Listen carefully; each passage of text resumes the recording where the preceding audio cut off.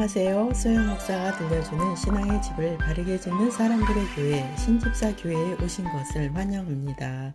오늘 말씀의 제목은 두 기둥, 로마서 6장을 중심으로 말씀을 전하겠습니다. 오늘 설교 제목을 두 기둥이라고 정한 이유가 있습니다. 첫 번째의 기둥은 예수님의 죽음을 의미하고요. 두 번째의 기둥은 예수님의 부활을 의미합니다. 이 두 기둥 중에 한쪽으로만 치우쳐서 전한다면 문제가 생기게 됩니다. 그리고 성도들도 두 기둥 중에서 한 가지만 선택할 수도 없습니다. 성도들은 결코 예수님의 죽음과 같은 자아의 포기, 즉 옛사람의 죽음을 피할 수 없습니다. 그리고 죽음 없는 부활은 없으니까요. 반대로 죽음은 싫어하고 부활만 강조한다면 우리의 죄는 용서받을 수 없게 됩니다. 또한 우리는 죄에 대하여는 죽은 자가 될 때 부활하신 예수님께서 우리 안에 오셔서 함께 하시는 것입니다. 아직도 옛 생활을 그리워한다면 앞으로 나아갈 수 없을 뿐더러 부활하신 예수님과의 승리의 삶을 살 수 없을 것입니다. 첫 번째, 그리스도와 함께 죽고 로마서 6장 2절에서 3절 그럴 수 없느니라 죄에 대하여 죽은 우리가 어찌 그 가운데 더 살리요 무릇 그리스도 예수와 합하여 세례를 받은 우리는 그의 죽으심과 합하여 세례를 받은 줄을 알지 못하느냐. 세례는 성도들이 교회의 입교인이 되는 절차이기도 하지만 근본적인 의미는 옛사람에 대한 죽음의 결단을 의미하는 것입니다. 나의 삶을 포기하고 예수님으로 살겠다는 결단입니다. 세례식을 통한 죽음의 의미는 절망이 아니라 새로운 주인이신 예수님을 모시기 위한 결단입니다. 세례는 인생 최고의 결단이며 약속입니다. 그 이유는 죄에게 종노릇하던 육신적인 곳에서 예수님을 새 주인으로 모시는 실제적인 경험이 이루어지는 것입니다. 그렇다고 성도가 완전하게 거룩해져서 죄를 전혀 짓지 않는다는 것은 아닙니다. 성도가 완전하게 거룩해지는 것은 이 땅의 삶을 끝내고 죽음을 통하여 주님 앞에 갔을 때 완전해지는 것입니다. 그런데 우리가 신앙생활을 할 때 거룩하고 경건한 삶이 단번에 이루어지지 않는 이유는 무엇일까요? 그 이유를 보시겠습니다. 로마서 6장 6절 우리가 알거니와 우리의 옛사람이 예수와 함께 십자가에 못 박힌 것은 죄의 몸이 죽어 다시는 우리가 죄에게 종노릇하지 아니하려 함이니 우리의 옛 자아는 죄의 종이 되게 만듭니다. 그래서 옛 자아를 죽음에 이르게 해야 합니다. 물론 스스로 죽으라는 말이 아닙니다. 성령님은 우리가 육체의 속성에 넘어갈 때 주변 사람을 통해 공격을 받게 하십니다. 성도가 죄에 넘어갈 때 사탄은 우리를 죄인이라고 정죄를 하게 됩니다. 사탄은 성도가 죄를 짓게 만들고 스스로 자책하게 하여서 낙담시키고 결국은 하나님께 나아가지 못하게 만듭니다. 그리고 이 사탄의 정죄가 멀리에서 오는 것이 아니라 우리 자신의 생각에서 나옵니다. 자신의 생각에서 나오기 때문에 속기가 쉽습니다. 사탄은 개인의 생각 속에도 죄의 생각을 집어 넣습니다. 그 생각을 그대로 받아들인다면 사탄의 종이 되는 것입니다. 생각의 죄에 넘어가서 실행한 자가 있습니다. 가룟 유다의 마음에 재물에 대한 욕심이 있었습니다. 마귀는 그 욕심을 이용하여 그의 생각에 예수님을 팔려는 생각을 집어 넣었습니다. 유다는 돈 욕심으로 인해 그의 생각이 마귀에게 지배당하게 되었습니다. 그리고 예수님을 은 30에 넘기라는 제안에 넘어가서 예수님을 팔았습니다. 그가 뒤늦게 후회하였지만 그는 용서를 받지 못했습니다. 결국 그는 용서받지 못했고 자살을 하였습니다. 사람의 생각을 통해 역사하는 죄성을 보시겠습니다. 로마서 7장 17절에서 18절 이제는 그것을 행하는 자가 내가 아니요 내 속에 거하는 죄니라.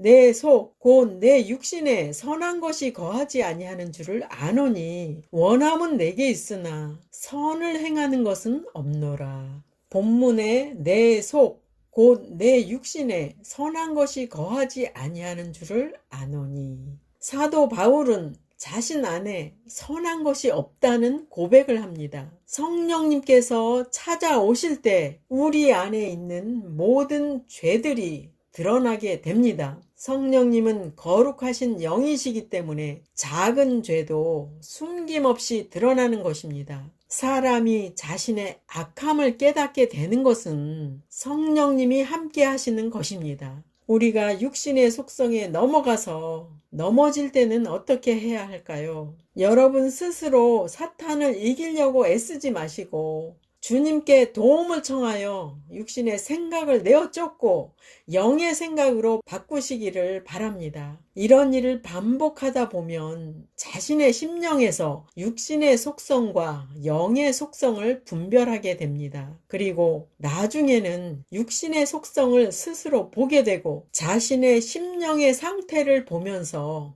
기도를 하게 됩니다. 육에 속해 있었다면 이런 기도를 하게 됩니다. 주님, 아직도 육에 속해 있습니다. 내 마음에서 육신의 속성이 발견됩니다. 저는 죄를 이길 힘이 없습니다. 저를 죄에서 건져 주세요. 라고 간구할 때 주님은 그 기도를 들으시고 여러분의 마음을 영의 마음으로 만들어 가십니다. 로마서 6장 13절에서 14절 또한 너희 지체를 불의의 무기로 죄에게 내주지 말고 오직 너희 자신을 죽은 자 가운데서 다시 살아난 자 같이 하나님께 드리며 너희 지체를 의의 무기로 하나님께 드리라. 죄가 너희를 주장하지 못하리니 이는 너희가 법 아래에 있지 아니하고 은혜 아래에 있음이라. 본문을 보면 우리 몸에 대한 표현이 불의의 무기와 의의 무기가 나옵니다. 우리의 몸이 죄에게 내어줄 때는 불의의 무기가 된다고 말씀합니다.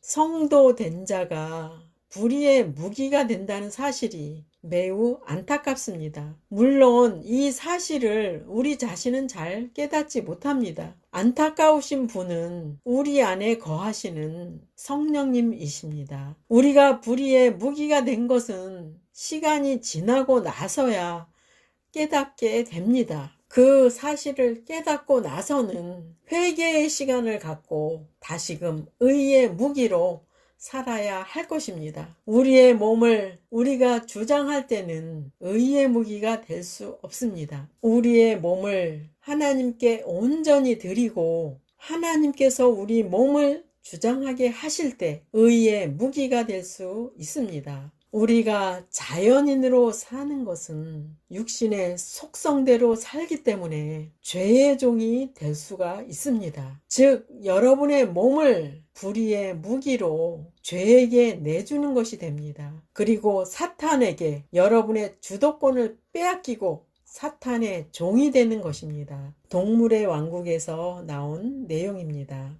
땅 속에 일개미 왕국이 있었습니다. 일개미들은 사역하는 것이 조직적으로 되어 있었습니다. 먹이를 구하는 개미, 여왕의 시종을 드는 개미, 보초를 서는 개미, 정찰하는 개미, 이새를 양육하는 개미가 있었습니다. 다른 구역에 주황색 개미가 있었는데 아마존 개미라고 합니다. 아마존 개미는 일하기를 싫어하는 개미였습니다.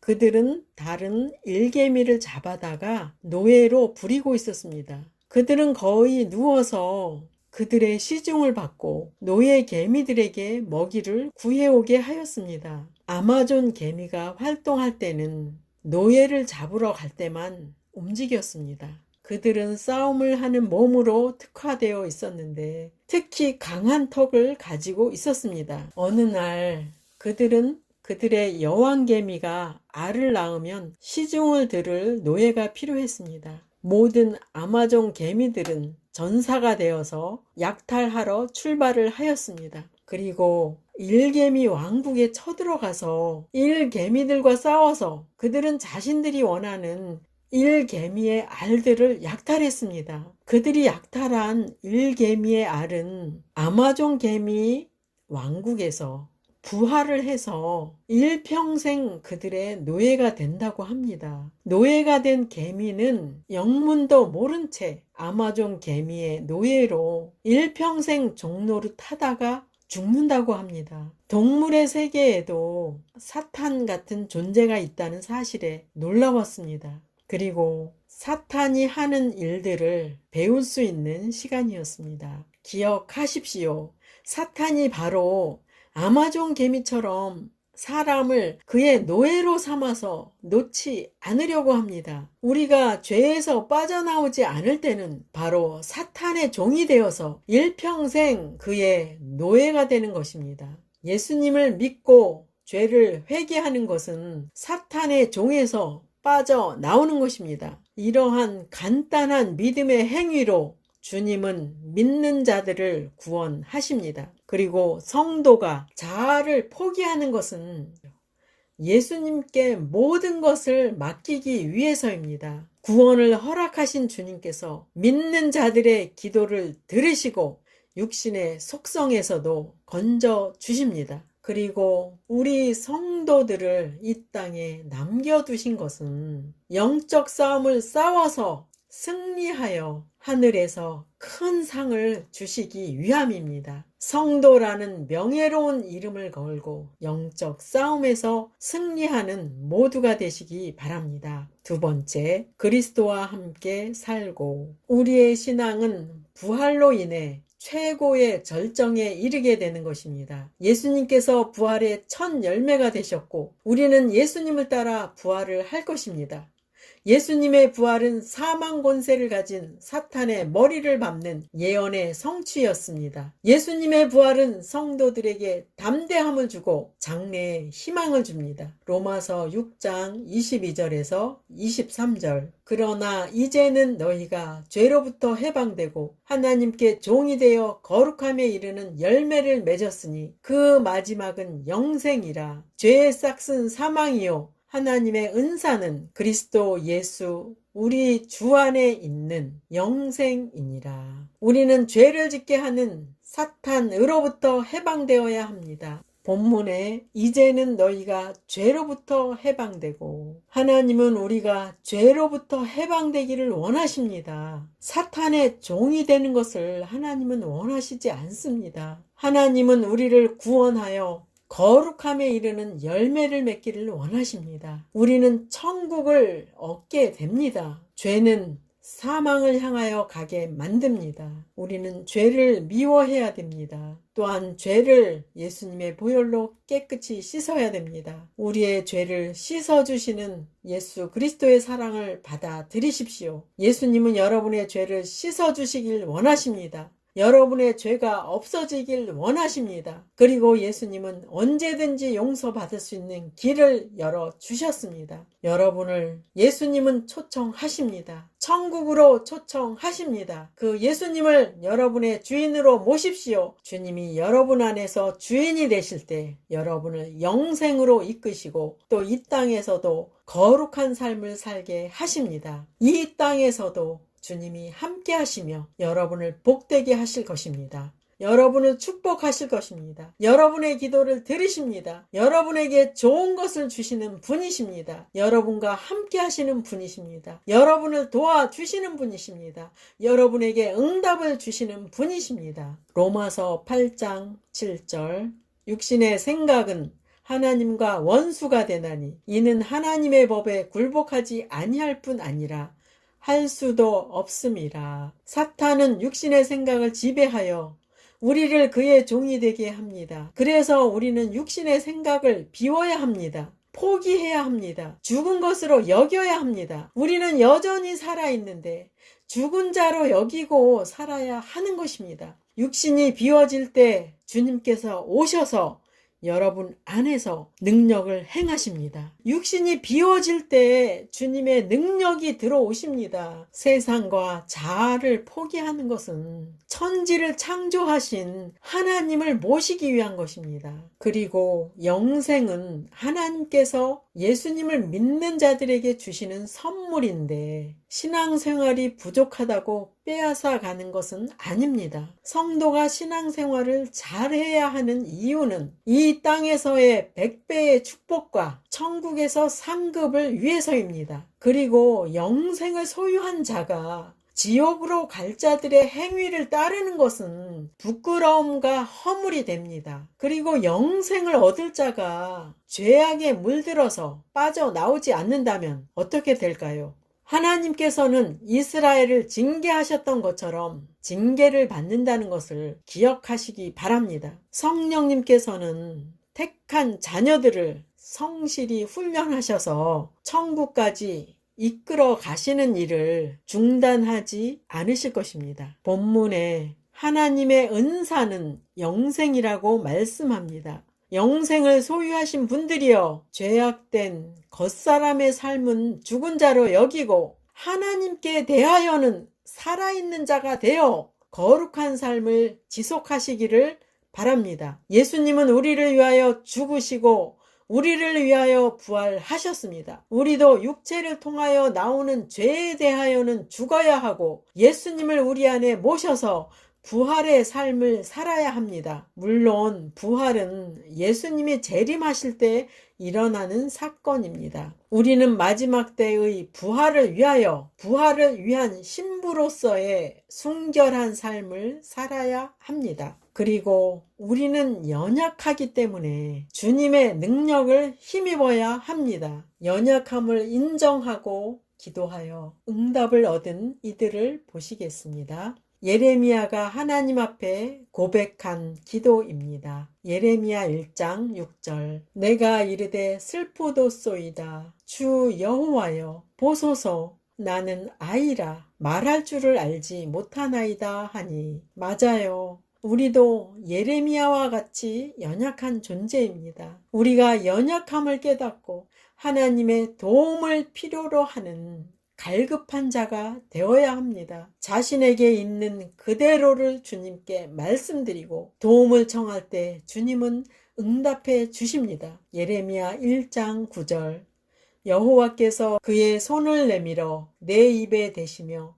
여호와께서 내게 이르시되 보라 내가 내 말을 내 입에 두었노라. 주변 사람들을 두려워하는 예레미야에게 하나님은 말씀하셨습니다. 하나님께서는 말씀을 예레미야의 입에 두시겠다고 말씀하십니다. 얼마나 놀라운 말씀인가요? 설교하는 목사님들은 이런 하나님의 역사를 원하실 것입니다. 우리의 연약함을 절실히 인정하고 하나님의 도움을 구하여 응답 받으시기를 바랍니다. 하나님은 연약한 자들의 하나님이십니다. 그러나 도움을 청하지 않는 것은 연약한 것이 아닙니다. 여러분의 사소한 일까지도 그분의 도움으로 사시기를 바랍니다. 솔로몬의 기도를 보시겠습니다. 열왕기상 3장 7절에서 9절 나의 하나님 여호와여 주께서 종으로 종의 아버지 다윗을 대신하여 왕이 되게 하셨사오나 종은 작은 아이라 출입할 줄을 알지 못하고 주께서 택하신 백성 가운데 있나이다. 그들은 큰 백성이라 수요가 많아서 셀 수도 없고 기록할 수도 없사오니 누가 주의 이 많은 백성을 재판할 수 있사오리이까. 듣는 마음을 종에게 주사 주의 백성을 재판하여 선악을 분별하게 하옵소서. 종은 작은 아이라 출입할 줄을 알지 못하고 우리는 솔로몬이 하나님께 드린 기도의 태도를 배워야 합니다. 하나님 앞에서 이토록 겸손한 기도와 도움을 청하는 태도를 배워야 합니다. 솔로몬은 성인이었는데 작은 아이라고 합니다. 그는 걸을 수도 있었는데 출입을 하지 못한다고 표현하였습니다. 여러분에게 똑같은 기도를 흉내 내라는 것은 아닙니다. 여러분의 처지와 신앙의 수준에 따라 하나님께 도움을 청하는 자세를 겸손하게 하십시오. 솔로몬은 겸손한 기도로 하나님의 응답을 받았습니다. 솔로몬은 이전에도 없고 이후에도 없을 지혜를 얻었습니다. 여러분도 하나님 앞에 겸손한 기도로 응답을 받으시기를 바랍니다. 오늘 말씀은 두 기둥이라고 설교를 하였습니다. 자아의 죽음은 주님을 모시기 위함입니다. 자아의 죽음은 사람에게 잘 보이기 위한 것이 아닙니다. 주님을 모시고 영으로 살아야 하기 때문입니다. 세상과 육에 대해 관심을 갖는 것이 아니라 주님께 관심을 갖기 위해서입니다. 그 말씀은 주님으로부터 은사와 능력을 소유하라는 말씀입니다. 영생을 소유하신 분들이여, 하나님의 거룩을 소유하셔서 이 땅에서도 하나님의 복을 받으시고 상급에 참여하는 모두가 되시기를 축복합니다. 마지막 시대를 살아가는 하나님의 백성 여러분, 교회는 다니지만 예수님을 그리스도로 믿지 않는 여러분, 하나님에 대해서 예수님에 대해서 잘 모르시는 여러분, 가나안 성도 여러분, 우리 함께 성경에 근거해서 성령의 능력으로 신앙의 집을 말씀대로 바르게 건축하도록 합시다. 누구나 유튜브에서 신집사 교회를 구독하심으로 신집사 교회 사역에 동참할 수 있습니다. 신집사 교회를 통해 영상으로 선교하는데 동참하기를 원하시는 분들과 함께 연합하기를 원합니다. 아브라함 목사에게 언제든지 연락 주십시오. 우리 주 예수 그리스도의 이름으로 축복하고 또 축복합니다.